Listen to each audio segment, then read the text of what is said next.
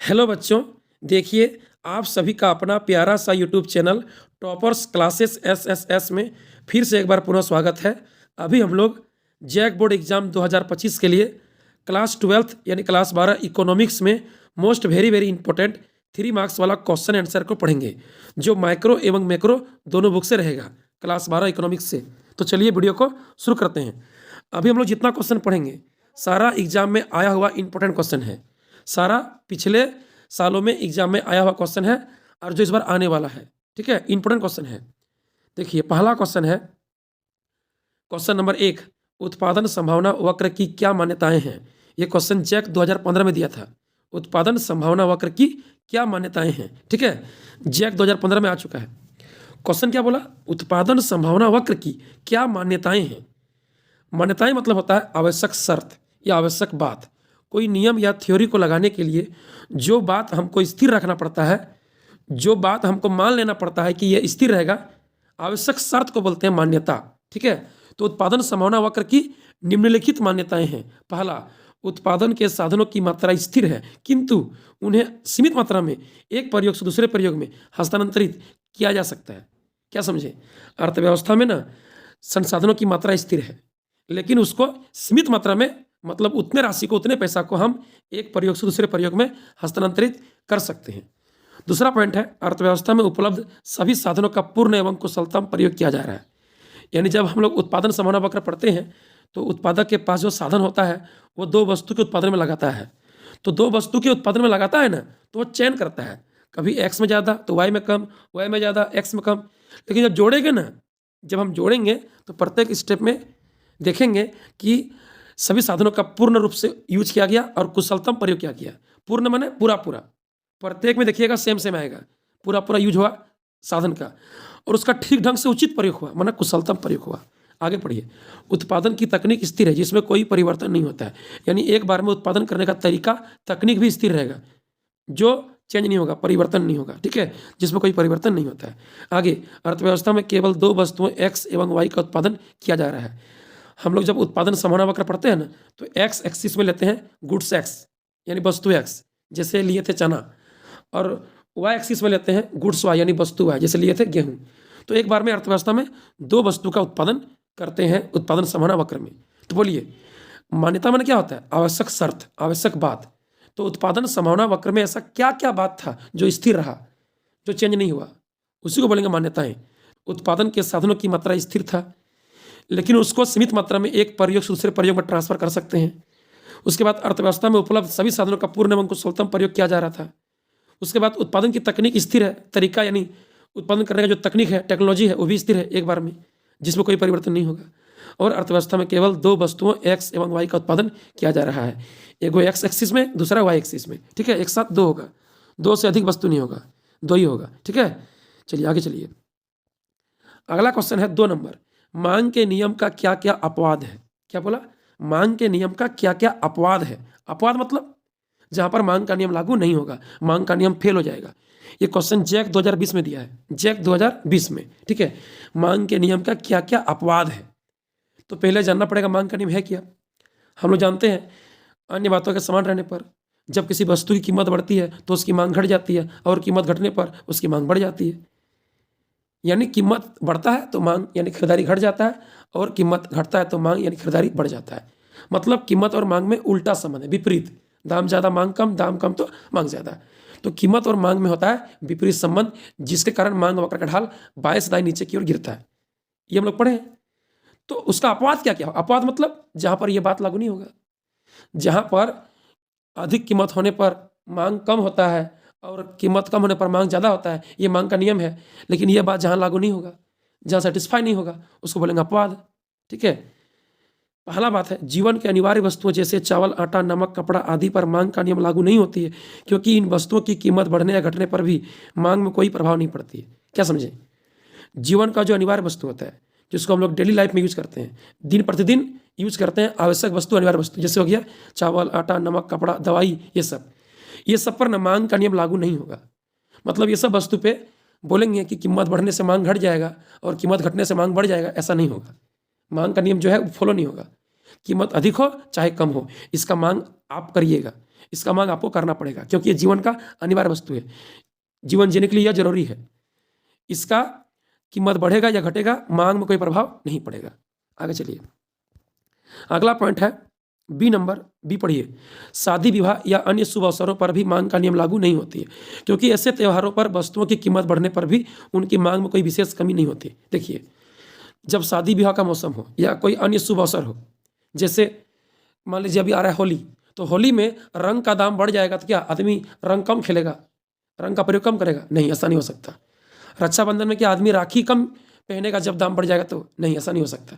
रक्षाबंधन में राखी का दाम बढ़ जाएगा फिर भी यूज करेगा।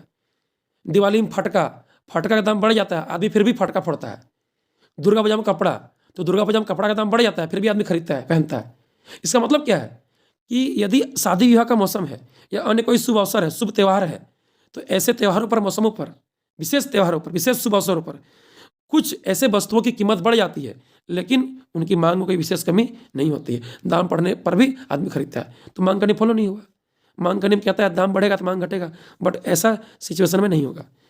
आगे पढ़िए, गिफिन वस्तुओं पर भी मांग का नियम लागू नहीं होती है, क्योंकि इसमें कीमत एवं मांग के बीच धनात्मक संबंध होता है। मतलब गिफिन वस्तु यानी घटिया वस्तु। गिफिन वस्तु मतलब होता है घटिया वस्तु।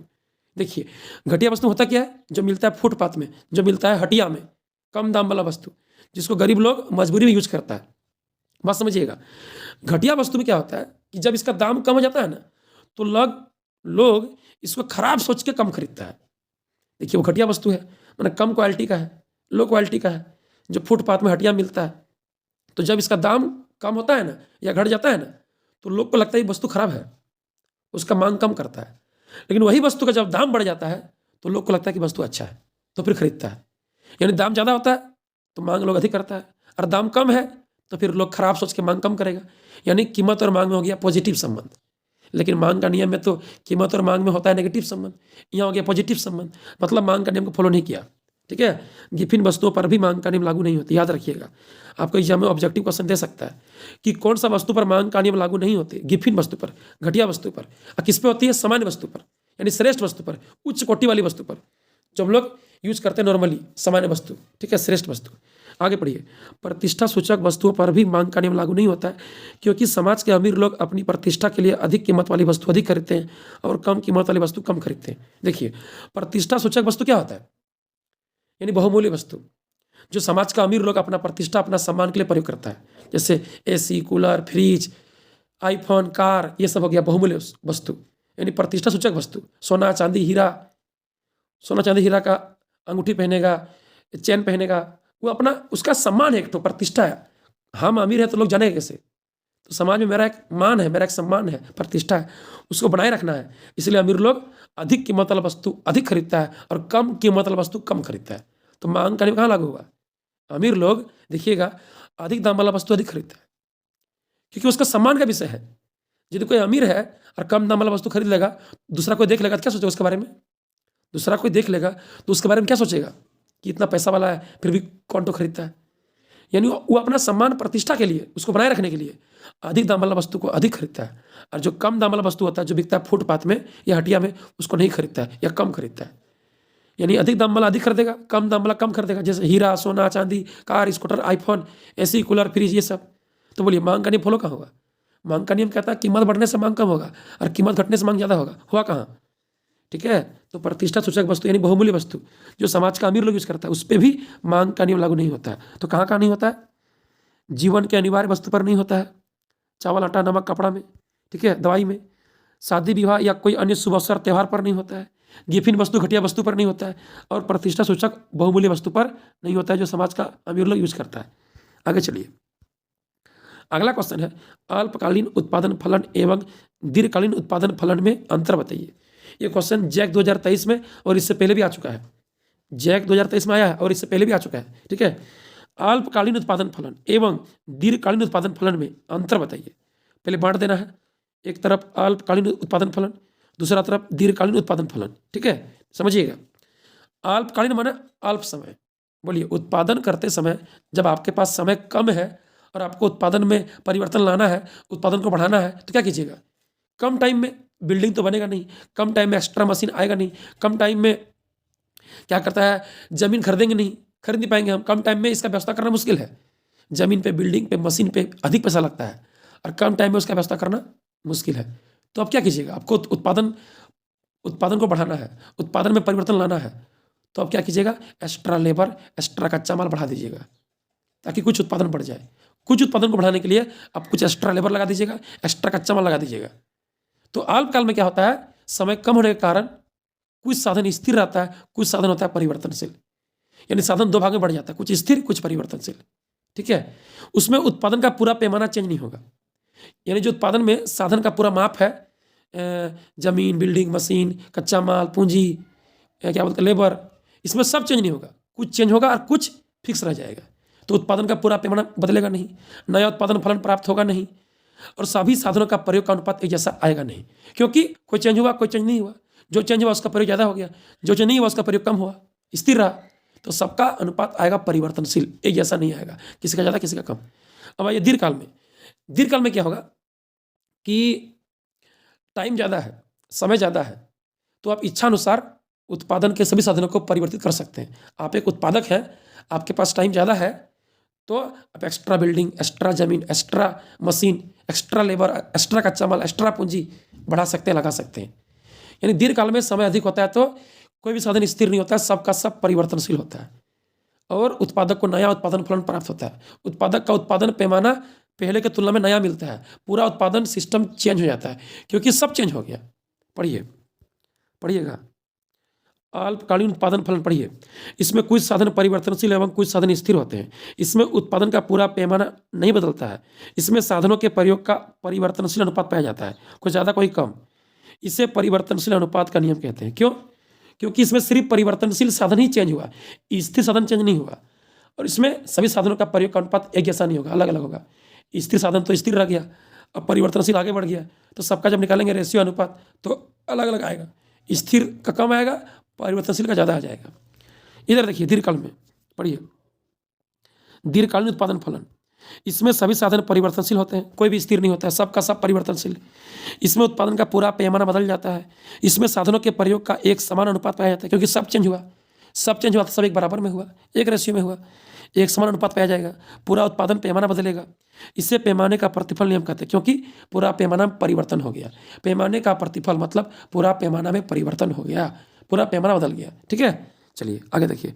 बहुत ईजी है, हम बहुत ईजी लैंग्वेज लिखाते हैं, खाली पढ़िए आप लोग। ठीक है, हम बहुत ईजी लैंग्वेज लिखाते हैं, हम किताबी भाषा यूज नहीं करते हैं, किताब का भाषा यूज नहीं करते हैं, लिखते हैं अपना भाषा में, ताकि बच्चा को याद रहे, बच्चा को समझ में आसानी से आ जाए। ठीक है, चलिए आगे बढ़िए। आगे देखिए, मांग का संकुचन एवं मांग में कमी के बीच अंतर बताइए। क्या बोला? मांग का संकुचन एवं मांग में कमी के बीच अंतर बताइए। ये क्वेश्चन 2020 में आया, इससे पहले भी आया, इससे पहले आपका उधर 2009-10 में भी आया है, उसके बाद क्या बोलता है 14-15 में भी आया, देख लीजिएगा, लेकिन 2020 में आया था। ठीक है, मांग का संकुचन एवं मांग में कमी के बीच अंतर। देखिए, संकुचन बोले चाहे कमी बोले, दोनों का मतलब घटना होता है, दोनों का मतलब ही घटना होता है, गिरना होता है। मांग का संकुचन माने मांग का घटना, मांग में कमी होना, और मांग में कमी का अर्थ तो कमी है ही। संकुचन मतलब भी कमी होता है, घटना होता है, गिरना होता है, और कमी का मतलब भी घटना होता है, गिरना होता है। तो फिर अंतर क्या है?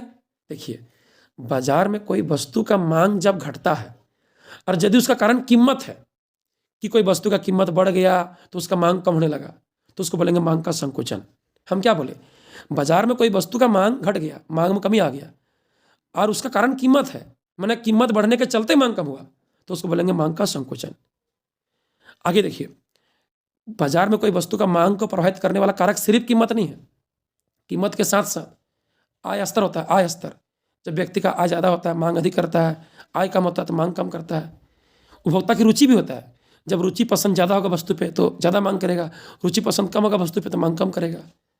ठीक है, जनसंख्या स्तर भी होता है, जब किसी क्षेत्र में जनसंख्या ज़्यादा है, कस्टमर ज़्यादा है तो मांग अधिक होगा वस्तु का, और यदि उस क्षेत्र में जनसंख्या कस्टमर कम है तो फिर मांग कम होगा। यानी मांग को प्रभावित करने वाला कारक सिर्फ कीमत नहीं है, कीमत के साथ साथ और भी अन्य कारक है, एक्स्ट्रा कारक है। तो कहता है कि जब बाजार में कीमत के चलते मांग कम हुआ, माने कीमत बढ़ गया, मांग घट गया, खरीदारी कम हो गया, तो उसको बोलेंगे मांग का संकुचन।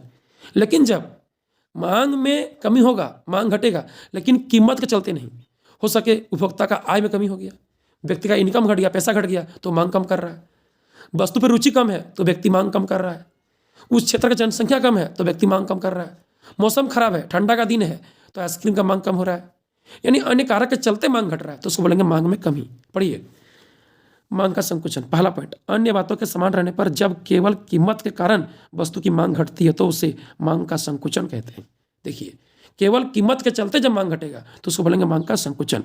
इधर पढ़िए मांग में कमी में कीमत को छोड़कर जब अन्य कारकों जैसे आय स्तर, जनसंख्या, रुचि इत्यादि के कारण वस्तु की मांग घटती है तो उसे मांग में कमी कहते हैं।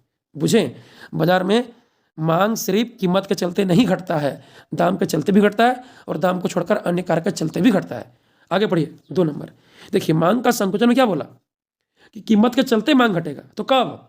इसमें अधिक कीमत पर वस्तु की कम मांग होती है। जब कीमत अधिक हो जाएगा तब वस्तु का मांग घटेगा तो उसको मांग का संकुचन बोलेंगे। अच्छा इधर क्या बोला?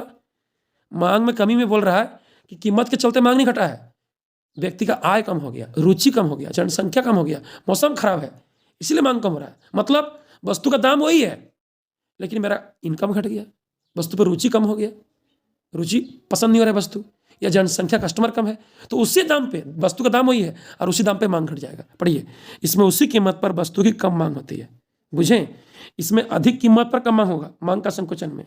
कीमत के चलते मांग घटना माने अधिक कीमत पर कम मांग, और कीमत को छोड़कर अन्य कारक के चलते मांग घटना माने कीमत वही है, व्यक्ति का आय घट गया, रुचि घट गया, जनसंख्या घट गया तो मांग घट गया, उसी कीमत पर वस्तु का मांग कम हो गया।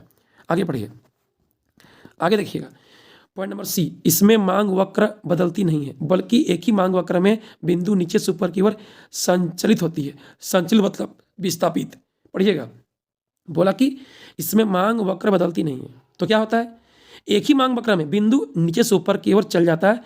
संचलित मतलब विस्थापित हो जाता है। पढ़िए देखिए इसमें क्या बोला कि मांग का संकुचन माने मांग घटेगा कीमत के कारण, तो कीमत के बढ़ने से ना मांग घटता है। देखिए फिगर में पहले कीमत था 10 तो मांग था 10, जैसे कीमत बढ़ के 10 से 20 हो गया, देखिए मांग घटकर 10 से 5 हो गया, कीमत के कारण मांग घटा। ठीक है, तो कीमत के चलते मांग घट गया, कीमत के बढ़ने से मांग घट गया तो उसको बोलेंगे मांग का संकुचन। इसमें मांग वक्र डी डी एक ही तो होगा, खाली बिंदु क्या होगा ए से बी नीचे से ऊपर चल जाएगा। ठीक है, तो याद रखिएगा कीमत के चलते मांग घटना माने मांग का संकुचन। तो कब होता है, जब कीमत बढ़ जाता है तो मांग घट जाता है, उसको बोलेंगे मांग का संकुचन। इसमें एक ही तो मांग वक्र डी डी बनेगा, खाली बिंदु नीचे से ऊपर चल जाएगा, बिंदु नीचे से ऊपर चल जाएगा।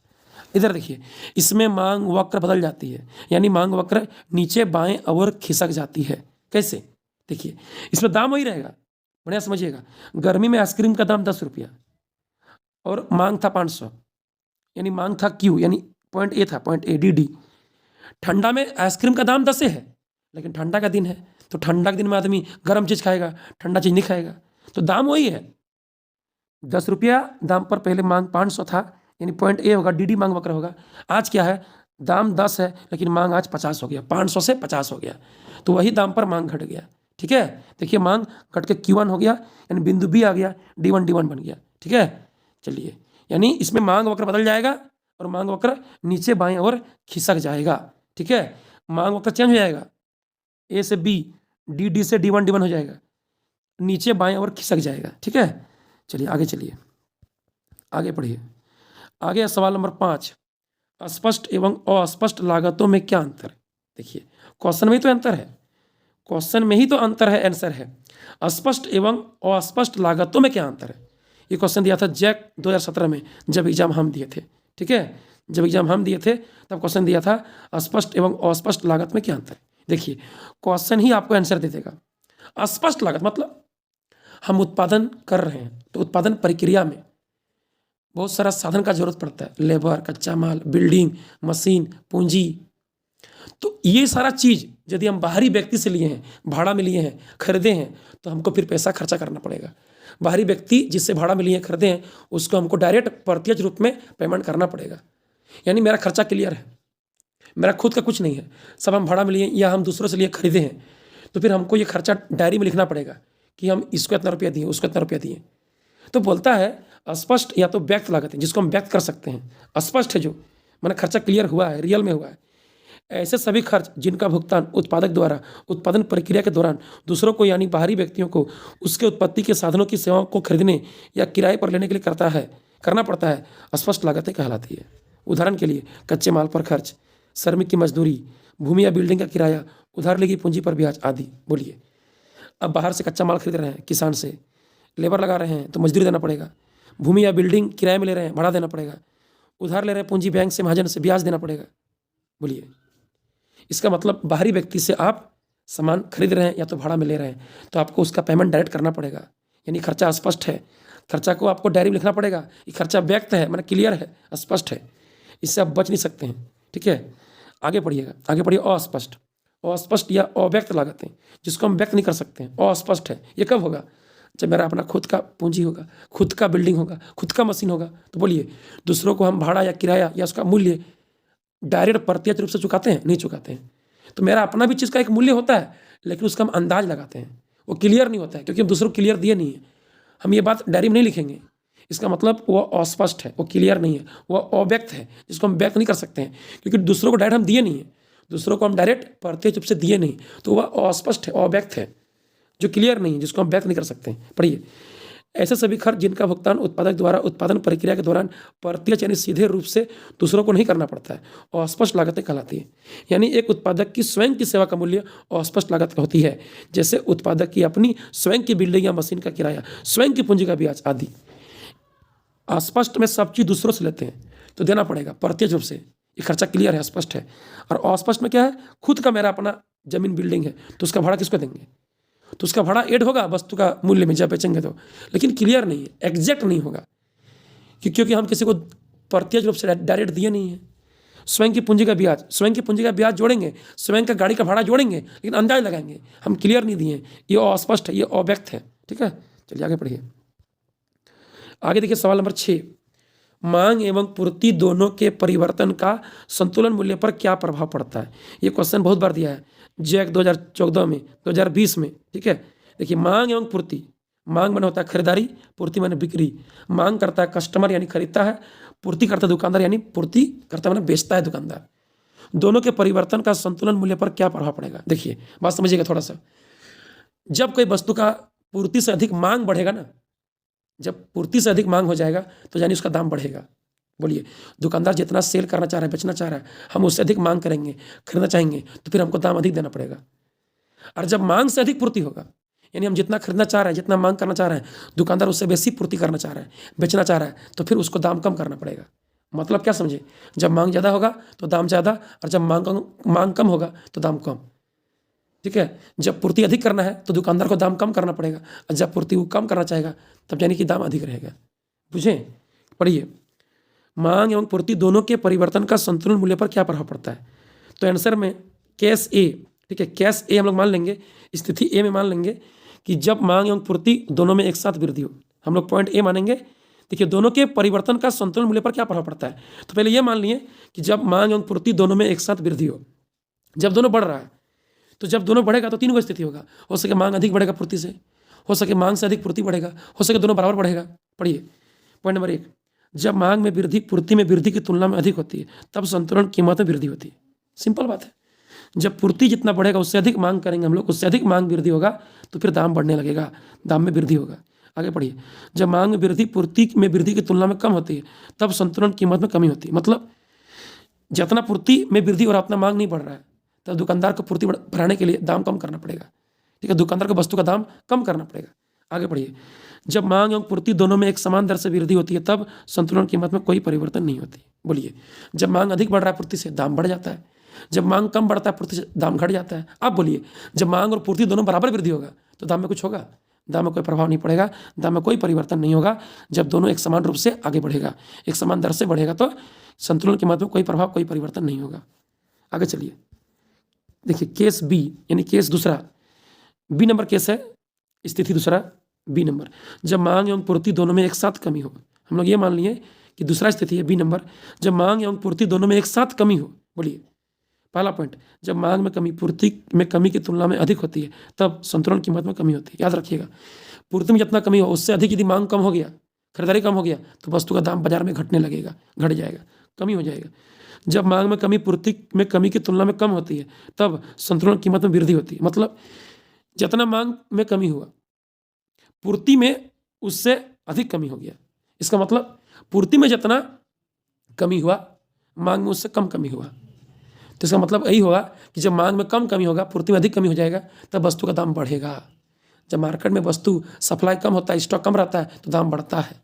ठीक है, आगे, जब मांग एवं पूर्ति दोनों में एक समान दर से कमी होती है, तब संतुलन कीमत में कोई परिवर्तन नहीं होती है। अभी अब क्या देखें कि जब मांग अधिक घट जाता है तो दाम घट जाता है, जब मांग कम घटता है, पूर्ति अधिक घट जाता है, तब दाम में वृद्धि हो जाता है।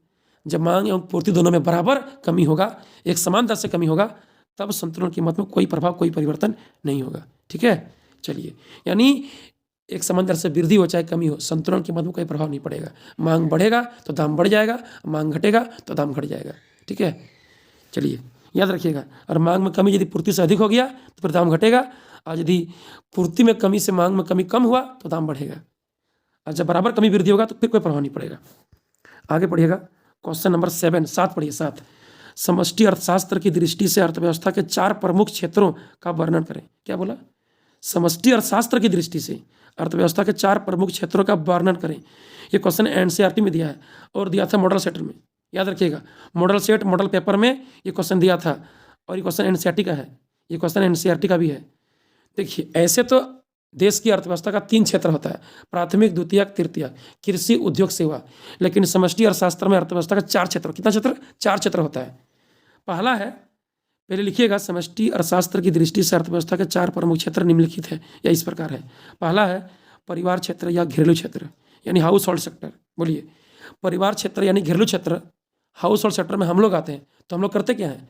कृषि उत्पादित वस्तु का उत्पादन करते हैं, कृषि कच्चा माल, कृषि संबंधित वस्तु उत्पादन करते हैं और उसको बाजार में बेच देते हैं, और बाजार में बेच के अंतिम वस्तु सेवा खरीदते हैं। पढ़िए, परिवार क्षेत्र से अभिप्राय अर्थव्यवस्था के उन सभी व्यक्तियों से है जो कृषि संबंधित वस्तुओं का उत्पादन करती है और उन्हें बेचकर अपने उपभोग के लिए वस्तुएं एवं सेवाएं खरीदते हैं। कहाँ से? बाजार से। ठीक है, बाजार में कृषि उत्पादित कच्चा माल बेच देंगे और उससे अंतिम वस्तु सेवा खरीदेंगे अपने उपभोग के लिए। आगे पढ़िए, दूसरा है उत्पादक क्षेत्र या फार्म क्षेत्र, जिसको बोलते हैं प्रोड्यूसर या फार्म सेक्टर। क्या करता है ये? उत्पादक क्षेत्र में उन सभी उत्पादक इकाइयों को शामिल किया जाता है जो परिवार क्षेत्र से उत्पत्ति के सभी साधनों की खरीदारी करके वस्तुएं एवं सेवाओं का उत्पादन करती है और बाजार में उनका बिक्री करती है, लाभ कमाती है, लाभ अर्जित करती है। क्या समझे? उत्पादक क्षेत्र मतलब फैक्ट्री, फर्म क्या करता है? परिवार क्षेत्र से विभिन्न प्रकार का उत्पत्ति के साधन को खरीदता है और खरीद कर नया नया वस्तु उत्पादन करता है और बाजार में बेच के लाभ कमाता है।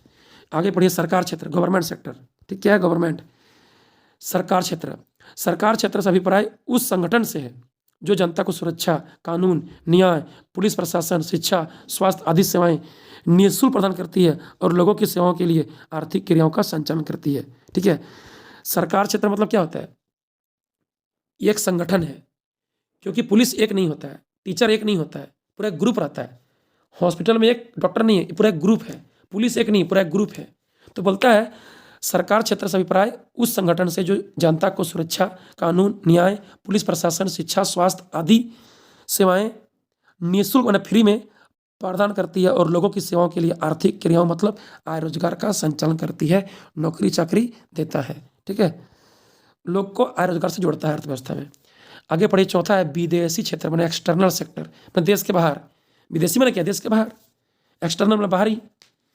विदेशी क्षेत्र से अभिप्राय उस आर्थिक इकाइयों से है जो सरकार लाभ कमाने के लिए देश की घरेलू सीमा के बाहर शेष विश्व के दूसरे देशों के साथ मुद्राएं, वस्तुएं आदि के लेन देन का कार्य करती है, जिससे वो आयात निर्यात कहते हैं। क्या समझे?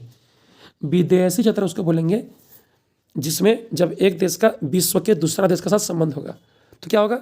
सरकार लाभ कमाने के लिए देश की घरेलू सीमा के बाहर शेष विश्व के दूसरे देशों के साथ, दूसरे देशों में मुद्रा, वस्तुएं आदि के लेन देन का कार्य करती है, जिसको आयात निर्यात कहते हैं। ठीक है, तो समष्टि अर्थशास्त्र में अर्थव्यवस्था का 4 क्षेत्र है। पहला परिवार या घरेलू क्षेत्र, जिसमें आते हैं हम लोग, जिसमें कृषि कार्य होता है। दूसरा उत्पादक या फार्म क्षेत्र माने द्वितीयक यानी उद्योग क्षेत्र। तीसरा है सरकारी क्षेत्र, मतलब सरकार का काम होगा, सरकारी संस्थाएं होगी। आगे है चौथा विदेशी क्षेत्र माने एक्सटर्नल माने बाहरी क्षेत्र। ठीक है, जिसमें आयात निर्यात होगा, विदेश के साथ संबंध होगा, व्यापार होगा। आगे पढ़िएगा, आगे इंपॉर्टेंट क्वेश्चन है, साधन आय एवं हस्तांतरण आय में अंतर बताइए। क्या बोला? साधन आय एवं हस्तांतरण आय में क्या अंतर है? पढ़िएगा बढ़िया से। ये क्वेश्चन आया था जैक 2012 में और 2015 में। ये क्वेश्चन आया था जैक 2012 में और 15 में आया था। ठीक है, साधन आय और हस्तांतरण आय में अंतर कुछ नहीं है। साधन आय माने लोगों को जो अपने साधन देने के बदले प्राप्त होता है, जैसे कोई उत्पादन प्रक्रिया में दिया जमीन तो उसको किराया मिलेगा, जमीन का लगान दाम मिलेगा। कोई काम किया लेबर में मजदूरी मिलेगा। कोई पूंजी दिया तो ब्याज मिलेगा। कोई इंटरप्रेन्योर मतलब मालिक बना, उद्यमी उद्यमी तो उद्यमी को मालिक को लाभ मिलेगा। मतलब सबको कुछ ना कुछ मिलेगा। कर्मचारी है तो उसको मिलेगा वेतन, कर्मचारी को मिलेगा वेतन, क्या बोलते हैं उसको, सैलरी मिलेगा, सैलरी। ठीक है, तो साधन है, मैंने साधन देने के बदले जो प्राप्त हुआ। अब समझिएगा हस्तांतरण आय। देखिए सरकार हम लोग से लेती है टैक्स, और टैक्स का पैसा लेकर के क्या करती है, उसको हस्तांतरण भुगतान करती है, जैसे छात्रवृत्ति, वृद्धा पेंशन। तो बोलिए आदमी को जो सरकार हम लोग से टैक्स लेता है और सरकार द्वारा आदमी को जो आर्थिक सहायता मिलता है, छात्रवृत्ति, वृद्धा पेंशन, विधवा पेंशन, मैया सम्मान पैसा, इसके बदले क्या लोगों को ही काम करना पड़ता है? क्या उत्पादन प्रक्रिया में कोई योगदान देना पड़ता है? कोई सेवा प्रदान करना पड़ता है? नहीं, फ्री फ्री मिलता है, निःशुल्क मिलता है। उसको बोलेंगे हस्तांतरण आय। एक तरफ से टैक्स लिया, उसको ट्रांसफर कर दिया गरीबों के कल्याण में, अनाज पर, गैस पर, शिक्षा पर, चिकित्सा पर, वृद्धा पेंशन पर, विधवा पेंशन पर, छात्रवृत्ति पर, मैया सम्मान पैसा पर। ठीक है, तो फ्री फ्री मिलता है। साधन आय साधन दे के मिलेगा, और हस्तांतरण आय निःशुल्क फ्री फ्री मिलेगा। पढ़िए, साधन आय यह उत्पादन प्रक्रिया के दौरान लोगों को अपने साधन स्रोतों के बदले प्राप्त होती है, जैसे लगान जमीन के बदले, मजदूरी श्रमिक के बदले, ब्याज पूंजी के बदले, लाभ उद्यमी को। यह एक कमाई की अवधारणा है, माने ये कमाई करके प्राप्त होगा, गिफ्ट नहीं है, ये कमाई की अवधारणा है। इसे राष्ट्रीय आय में शामिल किया जाता है क्योंकि ये लोगों को काम करके प्राप्त हुआ, तो इसको राष्ट्रीय आय में शामिल किया जाएगा। ये लोग का अपना मेहनत का कमाई है तो शामिल किया जाएगा राष्ट्रीय आय में। आगे इधर देखिए दाएं तरफ हस्तांतरण आय। यह उत्पादन प्रक्रिया में बिना योगदान दिए सरकार द्वारा लोगों को निःशुल्क प्रदान होती है। निःशुल्क माने क्या, कोई काम करना नहीं पड़ता है, फ्री फ्री, बिना कोई सेवा दिए। उत्पादन प्रक्रिया में बिना कोई योगदान दिए, बिना सेवा दिए निःशुल्क प्राप्त होगा ये, जैसे छात्रवृत्ति, वृद्धा पेंशन आदि, मैया सम्मान पैसा लिख दीजिएगा। यह प्राप्ति की अवधारणा, प्राप्ति में गिफ्ट, प्राप्ति में क्या होता है, गिफ्ट होता है, ये गिफ्ट है एक तरह का। इसे राष्ट्रीय में शामिल नहीं किया जाता क्योंकि ये लोगों को काम करके नहीं मिला है, ये लोगों को बिना कोई सेवा दिए मिला, निःशुल्क मिला, फ्री फ्री, ये राष्ट्रीय का पार्ट नहीं है। ठीक है, एग्जाम में क्वेश्चन देगा राष्ट्रीय में किसको शामिल करते हैं, साधन आय को। ठीक है, हस्तांतरण आय को नहीं करते हैं। आगे पढ़िए, आगे इंपॉर्टेंट क्वेश्चन है, एनसीईआरटी क्वेश्चन है, एनसीईआरटी। नगद कोष एवं अधिविकर्ष में अंतर बताइए। नगद कोष मतलब डायरेक्ट कैश, नगद कोष। ठीक है, तो नगद मन हो गया कैश, और कोष मन हो गया क्रेडिट मन लोन। नगद कोष मतलब कैश क्रेडिट, यानी डायरेक्ट कैश रूप में लोन लेना, डायरेक्ट बैंक से कैश रूप में लोन लेना, साख माने ऋण होता है। ठीक है, अधिविकर्ष मतलब होता है ओवरड्राफ्ट। अधिविकर्ष मतलब क्या होता है, ओवरड्राफ्ट, खत्म कितना पैसा उससे अधिक निकासी कर पाना ओवरड्राफ्ट कहलाता है। पढ़िएगा, नगद कोष माने डायरेक्ट कैश रूप में लोन, और ओवरड्राफ्ट क्या है, एक्स्ट्रा राशि का निकासी, जितना खत्म जमा है उससे अधिक एक्स्ट्रा राशि का निकासी। पढ़िएगा, नगद कोष, इसकी सुविधा चालू एवं बचत दोनों खातों में मिलती है। किसका सुविधा, डायरेक्ट कैश रूप में लोन, डायरेक्ट कैश रूप में तुमको लोन चाहिए तो ये सुविधा तुमको चालू एवं बचत दोनों खातों में मिलेगा। ठीक है, इसके लिए बैंक के पास अपनी जमानत यानी जमीन जायदाद मकान का कागज तुमको रखना पड़ेगा गिरवी। ठीक है, क्योंकि अब बाद में दे नहीं पाइएगा तो फिर आपको कहाँ से खोजेगा, तो इसके लिए बैंक के पास अपनी जमानत जमीन या मकान के कागज रखनी पड़ती है। इसकी ब्याज दर अधिक होती है क्योंकि इसका टाइम लंबा होता है, 2 साल 5 साल में चुकाना है। ठीक है, इसमें अधिक पैसा मिलेगा तुमको लोन के रूप में, डायरेक्ट कैश रूप में लोन। यह सुविधा चालू एवं बचत दोनों खातों में मिलेगा। इसके लिए बैंक के पास अपना जमानत रखना पड़ेगा, यानी अपना संपत्ति का रखना पड़ेगा कागज, अपना इनकम का सोर्स दिखाना पड़ेगा। इसकी ब्याज दर क्या होती है, अधिक होती है, क्योंकि इसमें अधिक ऋण मिलता है और प्लस अधिक समय के लिए होता है, तो अधिक पैसा लेगा लोन में बैंक। अब आइए ओवरड्राफ्ट में। ओवरड्राफ्ट क्या होता है, अधिविकर्ष माने ओवरड्राफ्ट। इसकी सुविधा केवल चालू खाते के ग्राहक को ही मिलती है। इसके लिए जमानत रखने की आवश्यकता नहीं पड़ती है क्योंकि चालू खाता के व्यक्ति बैंक के पुराने ग्राहक होते हैं। चालू खाता मतलब हो गया व्यापारी, बिजनेसमैन। ठीक है, जो बैंक बार बार जाता है। ठीक है, तो बैंक का वो पुराना कस्टमर बन जाता है। इसलिए बैंक क्या करता है, चालू खाता के ग्राहक को अपनी खाता में जमा राशि से कुछ अतिरिक्त राशि भी निकालने की सुविधा अल्प समय के लिए, 2 साल 5 साल के लिए नहीं, 2 साल 5 साल के लिए नहीं, अल्प समय के लिए देता है बैंक। ठीक है, उसको बोलेंगे ओवरड्राफ्ट। इसकी ब्याज दर कम होती है क्योंकि इसमें कुछ पैसा मिलता है एक्स्ट्रा, जितना खाता में जमा है उससे अधिक कुछ एक्स्ट्रा मिलेगा, तो उसका एक्स्ट्रा ब्याज देना पड़ेगा, उसका ब्याज दर कम होगा क्योंकि ये कम समय के लिए है। ठीक है, और इसमें जमानत रखने की जरूरत नहीं पड़ेगा, क्या कि चालू खाता का व्यक्ति बैंक बार बार जाता है, व्यापारी बिजनेसमैन, तो वो बैंक का पुराना कस्टमर बन जाता है। तो बैंक उसको पहचान लेता है तो दे देता है। इसमें ब्याज दर कम होगा और ये सुविधा केवल चालू खाता का व्यक्ति को ही मिलेगा, ठीक है। लेकिन डायरेक्ट कैश रूप में लोन दोनों को मिलेगा, चालू चाहे बचत, दोनों ग्राहक को मिलेगा, ठीक है।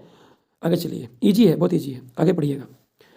क्वेश्चन नंबर 10 है, ये क्वेश्चन आया था जैक 2018 में और 20 में। कीन्स के रोजगार सिद्धांत की मुख्य बातें बताइए। क्या बोला? कीन्स के रोजगार सिद्धांत की मुख्य बातें बताइए। ये क्वेश्चन बहुत ज़्यादा इंपॉर्टेंट है। जैक 2018 और 2020 में क्वेश्चन आ चुका है, पढ़िए। इंग्लैंड के प्रसिद्ध अर्थशास्त्री J.M. कीन्स ने 1936 में प्रकाशित अपनी पुस्तक the general theory of employment, interest and money प्रकाशित की, जो 20वीं शताब्दी में अर्थशास्त्र की एक सर्वश्रेष्ठ पुस्तक मानी जाती है। एग्जाम क्वेश्चन देगा, J.M. कीन्स अर्थशास्त्री कहाँ का था? तो इंग्लैंड का। इंग्लैंड का प्रसिद्ध अर्थशास्त्री J.M. कीन्स ने 1936 में अपना एक पुस्तक लिखा था, प्रकाशित किया था। उसका नाम क्या था? The general theory of employment, interest and money, जो 20वीं शताब्दी में अर्थशास्त्र की एक सर्वश्रेष्ठ पुस्तक मानी जाती है, ठीक है। कीन्स के रोजगार सिद्धांत की मुख्य बातें इस प्रकार है, ठीक है।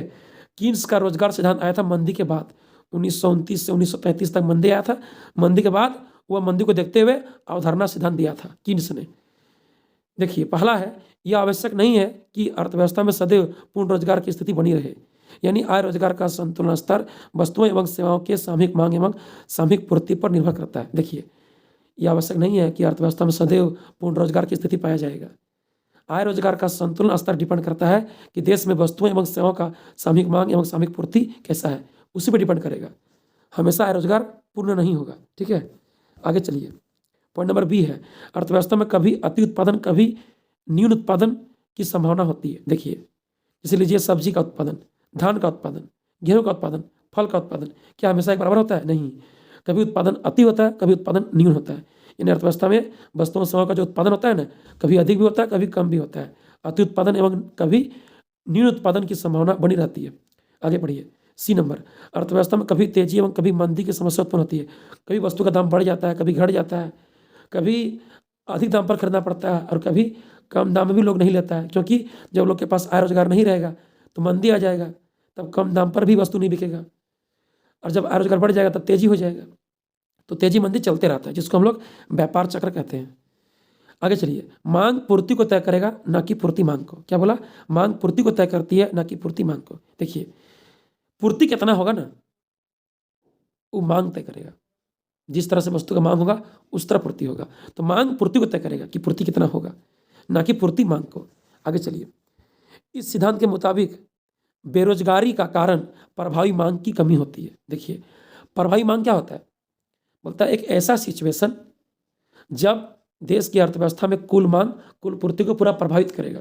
बोलिए, देश की अर्थव्यवस्था कुल खरीदारी माने कुल मांग, सामूहिक मांग, और देश की अर्थव्यवस्था कुल पूर्ति यानी कुल बिक्री मतलब सामूहिक पूर्ति। बोलिए, तो मांग पूर्ति को प्रभावित कब कर पाएगा? जितना अर्थव्यवस्था में पूर्ति है, कुल पूर्ति, सामूहिक पूर्ति, उतना यदि कुल मांग हो जाए, सामूहिक मांग हो जाए, तो फिर कुल मांग यानी सामूहिक मांग सामूहिक पूर्ति को प्रभावित कर पाएगा। तो बोलिए, इस सिद्धांत के अनुसार बेरोजगारी का कारण प्रभावी मांग की कमी होती है। मतलब अर्थव्यवस्था में मांग कम है, पूर्ति अधिक है, उत्पादक वस्तु बना के बेचने के लिए मार्केट वस्तु ले आया है, लेकिन यहाँ पर लोग के पास बेरोजगारी है, ठीक है, आय रोजगार नहीं है, यानी मांग कम है। तो बेरोजगारी का पहला कारण है प्रभावी मांग में कमी होना, यानी अर्थव्यवस्था में वस्तु का मांग नहीं है। आगे पढ़िए, प्रभावी मांग को बढ़ाकर बेरोजगारी को दूर किया जा सकता है। लोग जब अधिक मांग करेगा देश की अर्थव्यवस्था में, तब बेरोजगारी दूर होगा, रोजगार में आएगा। तो कैसे होगा? जो लोग बेरोजगार है उसको देना पड़ेगा रोजगार। बेरोजगार लोग को जब रोजगार मिलेगा तब वो मांग करेगा, तो फिर बेरोजगारी दूर हो जाएगा। प्रभावी मांग बढ़ने पर अर्थव्यवस्था में उत्पादन बढ़ता है। हाँ, जब लोग मांग बढ़ाएगा तो फैक्ट्री में उत्पादन बढ़ेगा, किसान खेत में उत्पादन बढ़ाएगा। आगे, बढ़ा हुआ उत्पादन ज़्यादा रोजगार पैदा करता है। यदि उत्पादन बढ़ेगा ना तो ज़्यादा रोजगार मिलेगा। तो क्या समझे? बेरोजगारी का कारण है प्रभावी मांग में कमी। मांग जब बढ़ेगा तो बेरोजगारी को दूर कर सकते हैं। मांग के बढ़ने से अर्थव्यवस्था में उत्पादन बढ़ता है और बढ़ा हुआ उत्पादन ज़्यादा रोजगार पैदा करता है। कीन्स के अनुसार लास्ट पॉइंट है, कुल आय बराबर कुल उपभोग व्यय प्लस निवेश व्यय। हम लोग जानते हैं कि आय रोजगार करके जो हम कमा के लाते हैं घर, उसको कुल आय बोलते हैं, और कुल आय में से कुछ वस्तुओं सेवाओं के उपभोग पर खर्च हो जाता है, उसको कुल उपभोग व्यय बोलते हैं, और उसमें कुछ बचता है उसी को हम लोग कोई काम में निवेश करते हैं, उसको निवेश व्यय कहते हैं। यानी बचत को निवेश कर दिए, तो कुल आय क्या हो गया? कुल उपभोग व्यय प्लस बचत हो गया निवेश व्यय, ठीक है। आगे पढ़िए, ये क्वेश्चन इंपॉर्टेंट है। ये जो क्वेश्चन पढ़ाए अभी बहुत ज़्यादा इंपॉर्टेंट, कीन्स के रोजगार सिद्धांत की मुख्य बातें बताइए, ठीक है। चलिए आगे पढ़िए। अगला क्वेश्चन है क्वेश्चन नंबर 11। राजस्व प्राप्तियां एवं पूंजीगत प्राप्तियां में क्या अंतर है? बोलिए। राजस्व प्राप्तियां एवं पूंजीगत प्राप्तियां में क्या अंतर है? राजस्व माने पैसा के रूप में, और प्राप्तियां यानी आय। पूंजीगत माने पूंजीगत समान के रूप में, और प्राप्तियां यानी आय। तो जब पैसा के रूप में आय प्राप्त होगा तो राजस्व प्राप्तियां, और जब पूंजीगत समान के बदले आएगा तो बोलेंगे पूंजीगत प्राप्तियां। ये क्वेश्चन दिया जैक 2019 में। कब दिया था? जैक 2019 में। पढ़िए। पहला है राजस्व प्राप्तियां। राजस्व प्राप्तियां माने पैसा के रूप में जो प्राप्त हुआ आय। सरकार को एक वित्तीय वर्ष में प्राप्त होने वाली वह प्राप्तियां जिसके फलस्वरूप ना तो सरकार की कोई दायित्व उत्पन्न होती है और ना ही उसकी परिसंपत्तियों में कोई कमी होती है। जैसे सरकार को टैक्स से प्राप्त होने वाली राशि। बोलिए। सरकार को जो लोग टैक्स देता है, किसी का इनकम बढ़ गया इनकम टैक्स दिया, किसी का संपत्ति बढ़ गया संपत्ति टैक्स दिया, तो किसी का इनकम बढ़ने से इनकम टैक्स देता है, संपत्ति के लिए धन संपत्ति जगह जमीन घर द्वार के लिए संपत्ति कर देता है, कोई गाड़ी पे टैक्स देता है, कोई रोड पे टैक्स देता है, कोई सामान वस्तु पे टैक्स देता है। तो क्या हम लोग जो सरकार को टैक्स देते हैं तो सरकार द्वारा डायरेक्ट कुछ मिलता है? टैक्स देने वाला को ना सरकार द्वारा डायरेक्ट कुछ नहीं मिलता है। सरकार टैक्स से प्राप्त राशि को सार्वजनिक कल्याण के लिए खर्च करता है, समाज कल्याण के लिए खर्च करता है। उससे टैक्स देने वाला को डायरेक्ट कोई लाभ नहीं मिलता है। ठीक है, कुछ लाभ नहीं मिलेगा उसको। तो बोलिए, सरकार टैक्स देने वाला को कोई चीज दिया नहीं, तो मतलब सरकार का परिसंपत्ति कम भी नहीं हुआ और दायित्व उत्पन्न भी नहीं हुआ। यानी सरकार को टैक्स से राशि जो प्राप्त हो गया वो फिर मिल गया पैसा सरकार को। सरकार को जो व्यक्ति टैक्स दिया, सरकार बदले में उसको कुछ नहीं दिया। जब कुछ दिया नहीं तो सरकार का परिसंपत्ति कम भी नहीं हुआ और कोई दायित्व उत्पन्न भी नहीं हुआ। तो कैसे बोलेंगे? राजस्व प्राप्तियां क्या है? सरकार को एक वित्तीय वर्ष में प्राप्त होने वाली वह प्राप्तियां जिसके फलस्वरूप ना तो सरकार की कोई दायित्व उत्पन्न होती है और ना ही उसकी परिसंपत्तियों में कोई कमी होती है। जैसे सरकार को टैक्स से प्राप्त होने राशि, टैक्स देते हैं, सरकार बदले में कुछ नहीं देता है टैक्स देने वाला को। जब कुछ दिया नहीं तो संपत्ति घटा नहीं, और जब कुछ दिया ही नहीं तो दायित्व उत्पन्न हुआ भी नहीं। ना दायित्व उत्पन्न होगा कि देना है, और ना संपत्ति घटेगा क्योंकि दिया नहीं है। अब इसका उल्टा हो जाएगा पूंजीगत प्राप्तियां। इसका उल्टा होगा, सरकार को एक वित्तीय वर्ष में प्राप्त होने वाली वह प्राप्तियां जिसके फलस्वरूप सरकार की दायित्व भी उत्पन्न होती है और उसकी परिसंपत्तियों में कमी भी होती है। जैसे सरकार द्वारा लिया गया ऋण। बोलिए। सरकार जब कहीं से ऋण लेता है, चाहे आरबीआई से हो, चाहे विश्व बैंक से हो, चाहे विदेश से हो, जब विदेश से विश्व बैंक से ऋण लेगा तो हम लोग गाँव में किसी के पास ऋण लेते हैं तो ऋण चुकाना पड़ता है। और ऋण लेते हैं ना तो अपना संपत्ति, अपना जमीन जगह, कागज देते हैं उसको। जब दे नहीं पाएंगे पैसा तो वो जमीन जगह उसका हो जाएगा। इसका मीनिंग क्या होगा कि सरकार जब ऋण लेके काम करेगा ना तो सरकार का दायित्व उत्पन्न हो जाएगा कि ऋण लिए हैं तो चुकाना पड़ेगा, चुकाना है। ये दायित्व आ गया, कपार में एक बोझ आ गया, माथा में एक बोझ आ गया कि ऋण लिए हैं तो दायित्व उत्पन्न हो गया कि ऋण चुकाना पड़ेगा। और जब ऋण लिया है तो अपना परिसंपत्ति, अपना कागज रखा है गिरवी में, तो उसकी संपत्ति में कमी भी हो गया। समझें?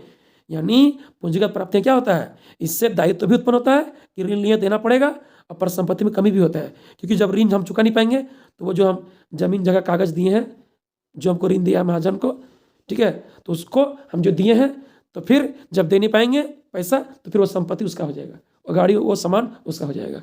तो संपत्ति में कमी भी हो जाएगा और दायित्व भी उत्पन्न हो गया कि ऋण लिए चुकाना पड़ेगा। चलिए, हो गया। आगे पढ़िएगा। घाटे के बजट के गुण एवं दोष बताइए। क्या बोला? घाटे के बजट के गुण एवं दोष बताइए। ये क्वेश्चन आया जैक 2015 में और 20 में। बहुत ज़्यादा इंपॉर्टेंट है, बहुत ज़्यादा इंपॉर्टेंट। घाटे के बजट के गुण एवं दोष। पहले बोलिए, घाटा का बजट क्या होता है?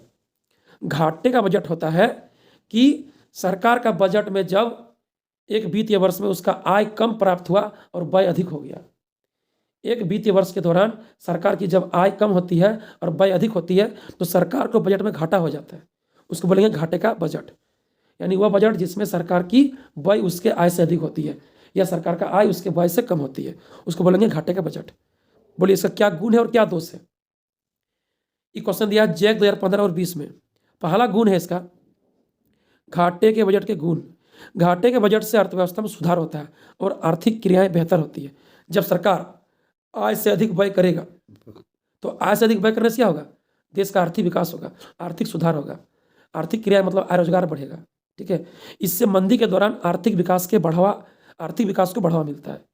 जब कोई देश मंदी से जूझ रहा है, बेरोजगारी है, वहाँ पर वस्तु नहीं बिक रहा है, बेरोजगारी है, रोजगार नहीं, लोग के पास गरीबी है, तब वो देश के लिए घाटे का बजट कारगर साबित होगा, मतलब अच्छा साबित होगा। जैसे भारत, पाकिस्तान, नेपाल, इस सब देश में सरकार प्रत्येक साल घाटे का बजट को अपनाती है क्योंकि हम लोग विकासशील देश हैं, विकास कर रहे हैं। तो अभी विकास करने के लिए, देश की अर्थव्यवस्था में सुधार के लिए, आर्थिक विकास के लिए, आर्थिक क्रियाएं बेहतर करने के लिए, ठीक है, आर्थिक विकास को बढ़ावा देने के लिए, मंदी है, बेरोजगारी है देश में, गरीबी है, उसको दूर करने के लिए आय से अधिक व्यय करना होगा। और जब आय से अधिक व्यय होगा तो बोलेंगे घाटे का बजट। ठीक है, इससे मंदी के दौरान आर्थिक विकास को बढ़ावा मिलता है। आगे बढ़िए, घाटे के बजट से आय एवं रोजगार एवं निवेश बढ़ता है। ठीक है, आय, रोजगार एवं निवेश बढ़ता है। घाटे के बजट से जन कल्याण के कामों पर खर्च होता है, लोग को नौकरी मिलेगा, मनरेगा का काम होगा, लोग को रोजगार मिलेगा, काम मिलेगा। ठीक है, इस तरह से जब आय से अधिक व्यय होगा तो। आगे बढ़िए, दोष। अब दोष क्या होगा, देखिए घाटे के बजट के दोष क्या होगा।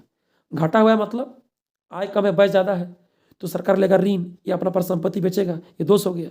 जब ऋण लेकर काम करेगा, परिसंपत्ति बेचेगा, तो देश के लिए खराब बात है, सरकार के लिए खराब बात है। पढ़िए, घाटे के बजट से सरकार पर अतिरिक्त ऋण यानी कर्ज का बोझ बढ़ता है। जब घाटा है, आय से अधिक व्यय करना है, आय से अधिक व्यय है, तो फिर आय से अधिक व्यय कैसे होगा।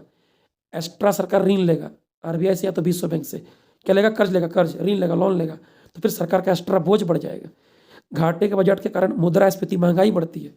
जब देश में अधिक व्यय होगा, पैसा आय से अधिक व्यय होगा, तो आय रोजगार लोग को मिलेगा, आर्थिक क्रिया होगा, आर्थिक विकास होगा, तो फिर वस्तु का मांग होगा, तो वस्तु का दाम बढ़ जाएगा, महंगाई, मुद्रास्फीति आ जाएगा। इससे ऋण के लिए ब्याज भुगतान ज़्यादा होता है। अब घाटे का बजट है, आय से अधिक व्यय है, भरपाई करना है, तो एक्स्ट्रा ऋण लेंगे, तो ऋण के लिए एक्स्ट्रा ब्याज देना पड़ेगा, ब्याज का भुगतान करना पड़ेगा। ठीक है, ये सब दोष है। आगे बढ़िए, अगला क्वेश्चन है सवाल नंबर 13, सार्वजनिक वस्तु सरकार द्वारा ही दी जानी चाहिए, क्यों। ये क्वेश्चन दिया 2022 में, जैक 2022 में। क्या बोला, सार्वजनिक वस्तु सरकार द्वारा ही दी जानी चाहिए, क्यों। पहले बोलिए सार्वजनिक वस्तु है क्या। एक होता है निजी वस्तु, निजी बने निजर, निजी बने अपना। ठीक है, जैसे अपना मकान होता है, अपना घर होता है, अपना गाड़ी होता है, अपना मोबाइल होता है, अपना एसी होता है, अपना कार होता है, ये होगी निजी वस्तु। तो बोलिए हम जो वस्तु प्रयोग करते हैं उसका दाम चुका है तब यूज कर पा रहे हैं। निजी वस्तु मैंने क्या, निजी वस्तु मैंने निजी स्कूल, तो प्राइवेट स्कूल में सबको पढ़ नहीं पाएगा। प्राइवेट स्कूल में जो दाम चुकाएगा, प्राइवेट स्कूल में जो फीस देगा स्कूल का, वही पढ़ पाएगा उसमें। लेकिन सरकारी स्कूल में क्या है, गरीब हो चाहे अमीर हो, पैसा है चाहे नहीं है, सब पढ़ पाएगा। तो सार्वजनिक माने जिसका यूज सबको ही करता है, और निजी माने जिसका यूज जो दाम चुकाएगा वही कर पाएगा।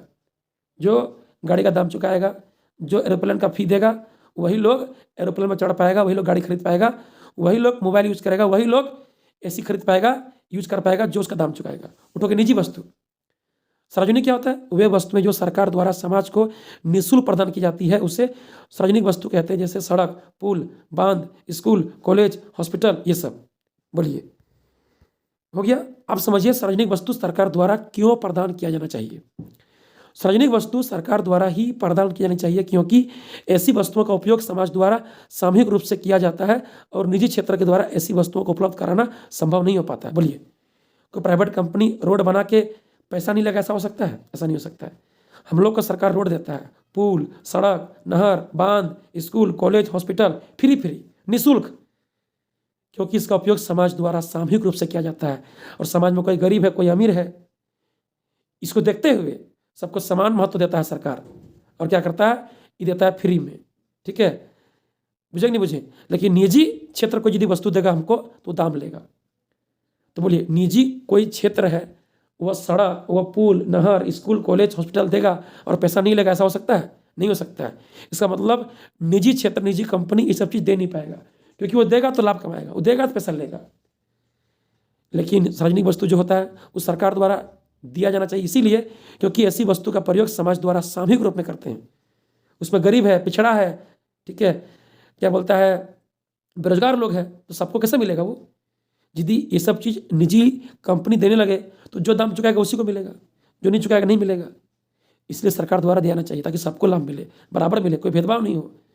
दूसरी ओर सार्वजनिक वस्तुओं का लाभ सभी लोगों को एक समान रूप से मिलता है, चाहे व्यक्ति गरीब हो या अमीर हो, उसमें कोई भेदभाव नहीं होता है। परंतु निजी वस्तु का प्रयोग वही कर सकता है जो उसका मूल्य चुका सकता है। समझा?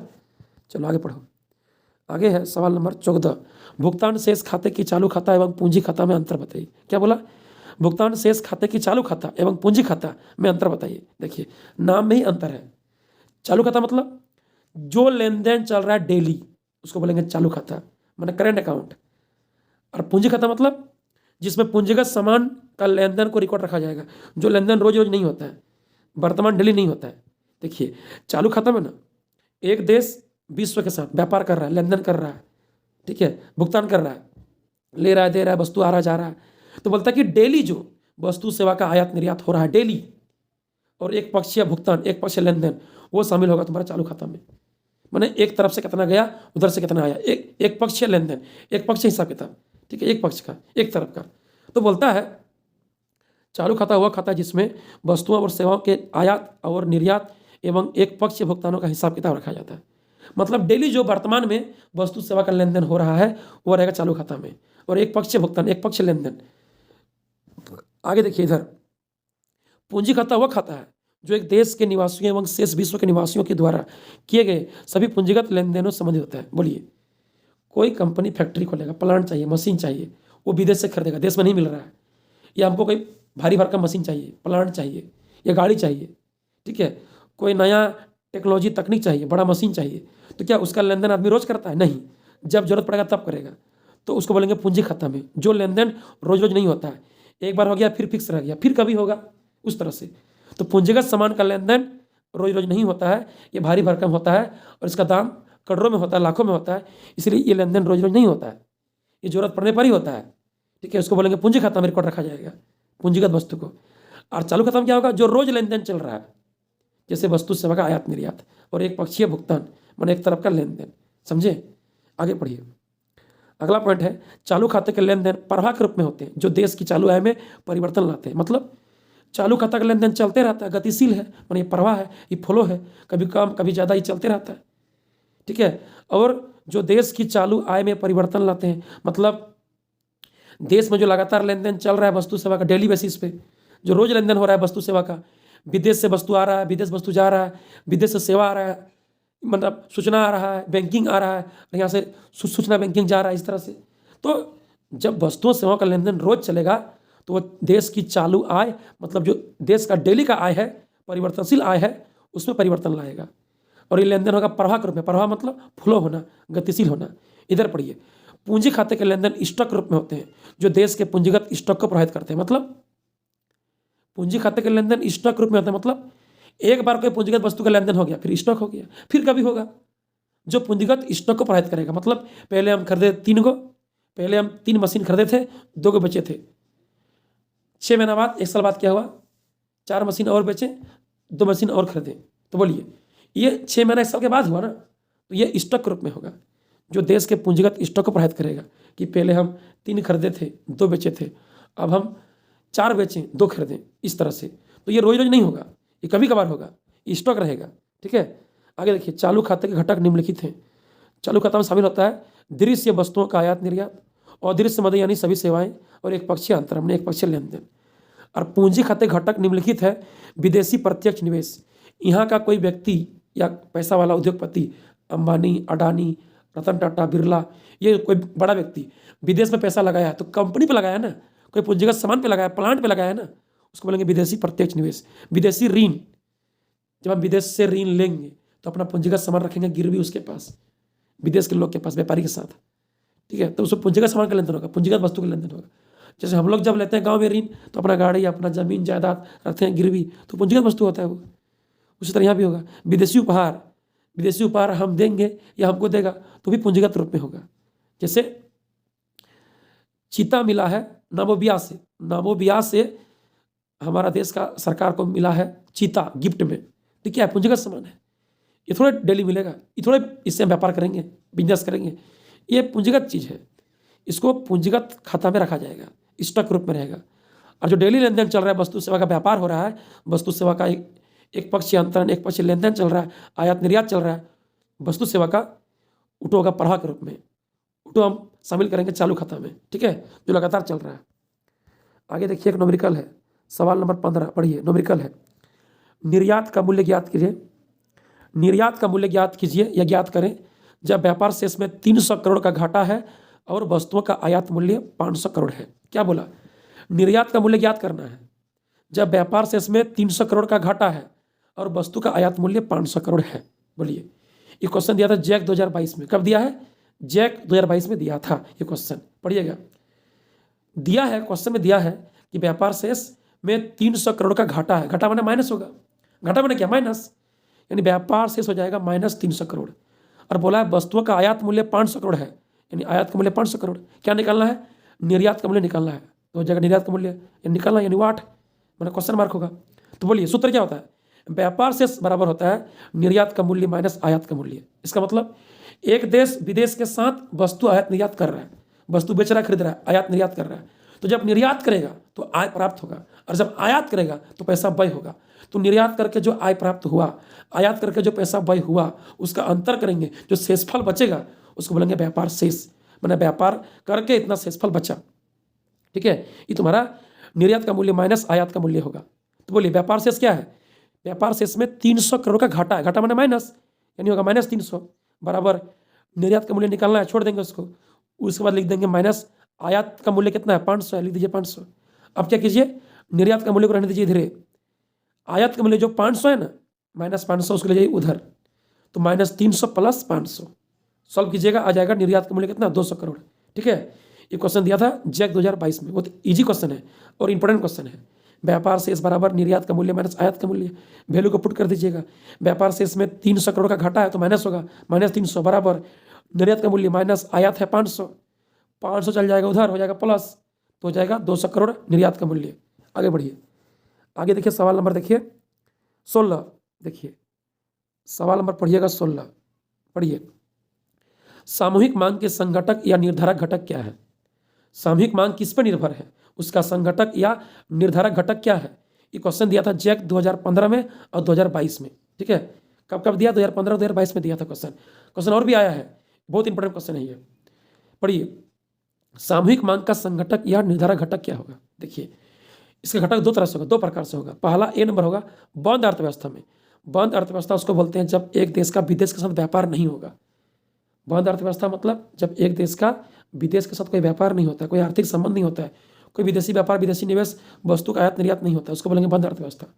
यानी पहला है बंद अर्थव्यवस्था में जहां विदेशी व्यापार घटक अनुपस्थित होता है, मतलब विदेशी व्यापार घटक नहीं पाया जाएगा, तो क्या होगा, तो पढ़े हम लोग, सामूहिक मांग बराबर होता है उपभोग व्यय प्लस निवेश व्यय, यानी एग्रीगेट डिमांड AD क्या हो जाएगा कंज्यूमशन यानी C, और इन्वेस्टमेंट यानी I, तो हो जाएगा AD बराबर C प्लस I। याद रखिएगा, बंद अर्थव्यवस्था में विदेशी व्यापार घटक उपस्थित नहीं होता है, होता है अनुपस्थित, तो सामूहिक मांग क्या हो जाएगा, कितना उपभोग व्यय हुआ कितना निवेश व्यय हुआ, यानी एग्रीगेट डिमांड AD हो गया, कंज्यूमशन प्लस इन्वेस्टमेंट हो गया। आगे देखिए खुली अर्थव्यवस्था में, अब बोलिए खुली अर्थव्यवस्था क्या है, जब एक देश की अर्थव्यवस्था का संबंध विदेश के साथ होगा, आयात निर्यात होगा, विदेशी व्यापार होगा, विदेशी निवेश होगा, तो बोलेंगे खुली अर्थव्यवस्था। यानी खुली अर्थव्यवस्था में जहां विदेशी व्यापार घटक उपस्थित होता है, मतलब विदेशी व्यापार पाया जाएगा, तो क्या होगा, तो सामूहिक मांग बराबर हो जाएगा उपभोग व्यय प्लस निवेश व्यय तो होगा ही, उसके साथ जुड़ जाएगा सार्वजनिक व्यय मैंने सरकार का व्यय, सार्वजनिक व्यय प्लस निर्यात माइनस आयात, कितना निर्यात करके आया कितना आयात करके गया उसका माइनस कर दो, उसको बोलेंगे शुद्ध निर्यात। ठीक है, निर्यात माइनस आयात को बोलते हैं शुद्ध निर्यात। तो बोलिए खुली अर्थव्यवस्था में जहां विदेशी व्यापार पाया जाएगा उपस्थित होगा, तो क्या होगा, सामूहिक मांग बराबर होता है उपभोग व्यय, यानी कितना उपभोग में व्यय हुआ प्लस कितना निवेश में व्यय हुआ प्लस कितना सरकार व्यय किया प्लस कितना निर्यात आयात का डिफरेंस हुआ, यानी हो जाएगा एग्रीगेट डिमांड AD बराबर कंज्यूमशन यानी C, इन्वेस्टमेंट यानी I, गवर्नमेंट खर्च यानी G, प्लस निर्यात को बोलते हैं एक्सपोर्ट यानी X, और आयात को बोलते हैं इंपोर्ट यानी माइनस M। ठीक है, हो गया, देखो लिख दिया नोट में लिख दिए हैं, निर्यात माइनस आयात के अंतर को शुद्ध निर्यात कहते हैं, अर्थात शुद्ध निर्यात मतलब होता है निर्यात माइनस आयात, एक्सपोर्ट माइनस इम्पोर्ट मतलब शुद्ध निर्यात। आगे पढ़िए, आगे देखिए अंतिम क्वेश्चन है, आगे देखिएगा अंतिम क्वेश्चन सवाल नंबर 17, पढ़िए अंतिम क्वेश्चन, अवमूल्यन और मूल्य ह्रास में अंतर स्पष्ट कीजिए। देखिए बहुत इंपॉर्टेंट क्वेश्चन है ये, बहुत ज़्यादा इंपॉर्टेंट सवाल है, अवमूल्यन और मूल्य ह्रास में अंतर स्पष्ट कीजिए। ये क्वेश्चन इस बार आ सकता है, ये क्वेश्चन इस बार आ सकता है, इंपॉर्टेंट सवाल है ये, शायद आएगा, मेरा मन कह रहा है कि आएगा क्वेश्चन इठो, बढ़िया से पढ़ लीजिए, समझ लीजिए, बढ़िया से पढ़िए और समझिए। देखिए अवमूल्यन और मूल्य ह्रास दोनों का मतलब है किसी देश का घरेलू मुद्रा की कीमत में कमी होना, बस। अवमूल्यन मैंने देश का घरेलू मुद्रा कीमत में कमी हो गया, मूल्य ह्रास मैंने देश का घरेलू मुद्रा के मूल्य में कमी हो गया, दोनों का मतलब वही है। अवमूल्यन बोले चाहे मूल्य ह्रास बोले, दोनों का ही मतलब होता है कि किसी देश का घरेलू मुद्रा का मूल्य में कीमत में कमी होना, मैंने वैल्यू कम हो जाना, जिससे विदेशी मुद्रा महंगी हो जाएगा। बोलिए जब किसी देश का घरेलू मुद्रा का मूल्य घटेगा, कीमत में कमी होगा, इसका मतलब उसके तुलना में विदेशी मुद्रा महंगा हो गया। जब देश का मुद्रा का वैल्यू कम हो गया, वैल्यू घट गया, मतलब विदेश का मुद्रा का वैल्यू क्या हो गया, महंगा हो गया। तो बोलिए दोनों मतलब अंतर क्या है, जब दोनों का ही मतलब है कि अवमूल्यन और मूल्यह्रास का मतलब है, दोनों का अर्थ है कि घरेलू मुद्रा की कीमत में कमी होना है, जिससे विदेशी मुद्रा महंगी हो जाती है। तो फिर दोनों में अंतर क्या है? देखिए, मूल्यह्रास में घरेलू मुद्रा की कीमत में कमी विदेशी मुद्रा बाजार में मांग एवं पूर्ति की शक्तियों द्वारा होती है, जबकि अवमूल्यन में घरेलू मुद्रा की कीमत में कमी सरकार द्वारा जानबूझ के स्वयं जानबूझ कर की जाती है। समझिएगा बढ़िया से। देखिए, मूल्यह्रास में घरेलू मुद्रा की कीमत में कमी क्यों होता है? विदेशी मुद्रा बाजार में मांग एवं पूर्ति के शक्तियों द्वारा होता है। कब होगा ये? देखिए, हम लोग विदेशी मुद्रा का मांग अधिक करेंगे और जो विदेश का सरकार या विदेशी लोग हैं वह विदेशी मुद्रा का पूर्ति कम करना चाहेगा, और हम विदेशी मुद्रा का मांग अधिक कर रहे हैं, तो बोलिए वो क्या करेगा? अपना देश का मुद्रा महंगा कर देगा, बढ़ा देगा दाम, उसका रेट, जिसके चलते मेरा देश का मुद्रा का वैल्यू कम हो जाएगा। तो बोलिए, मूल्यह्रास में घरेलू मुद्रा की कीमत में कमी किस कारण से होता है? विदेशी मुद्रा बाजार में मांग एवं पूर्ति के शक्तियों द्वारा होता है। कैसे कैसे होता है? जब हम लोग विदेशी मुद्रा का मांग अधिक करेंगे और विदेशी लोग या सरकार विदेशी मुद्रा का पूर्ति कम करना चाहेगा, तो सोचिए, जब बाजार में हम लोग कोई वस्तु का मांग अधिक करते हैं और पूर्ति कम रहता है तो दाम बढ़ जाता है, दाम अधिक देना पड़ता है। इसका मतलब यदि हम विदेशी मुद्रा का मांग अधिक कर रहे हैं और पूर्ति उसका कम हो रहा है, पूर्ति को कम करना चाह रहा है, तो फिर हमको क्या करना पड़ेगा पता है? जैसे अमेरिका का $1 में अभी है 87 रुपया, बढ़ गया है, $1 में 87 रुपया है ना, तो अब देना पड़ेगा $1 के बदले 100 रुपया। वो बोलेगा तुम हमको $1 के बदले 100 रुपया दो, फिर तुमको हम देंगे, फिर हम पूर्ति करेंगे, नहीं तो नहीं करेंगे। इसका मतलब क्या हुआ कि अमेरिका का मुद्रा का वैल्यू बढ़ गया और मेरा मुद्रा का वैल्यू घट गया, क्योंकि अब हमको 87 के बदले देना पड़ रहा है 100। ठीक है, उसका $1 में देना पड़ रहा था 87 पहले, अब देना पड़ रहा है 100। मतलब मेरा देश का मुद्रा का वैल्यू कम हो गया, उसका देश का मुद्रा का वैल्यू बढ़ गया। यानी इठो घरेलू मुद्रा की कीमत में कमी हुआ, मूल्य में कमी हुआ, तो विदेशी मुद्रा की मांग पूर्ति के चलते हुआ, मांग पूर्ति की शक्तियों के द्वारा हुआ। अब आइए अवमूल्यन। बोल रहा है अवमूल्यन में घरेलू मुद्रा की कीमत में कमी सरकार द्वारा स्वयं जानबूझ कर की आती। कैसे? देखिए, कोई विदेशी सरकार है या विदेशी व्यापारी है, हमसे व्यापार करना नहीं चाह रहा है, ठीक है, हमसे व्यापार नहीं करता है, और हमारा देश का सरकार को उससे व्यापार करवाना है, तो कैसे करेगा? देश का सरकार क्या करेगा?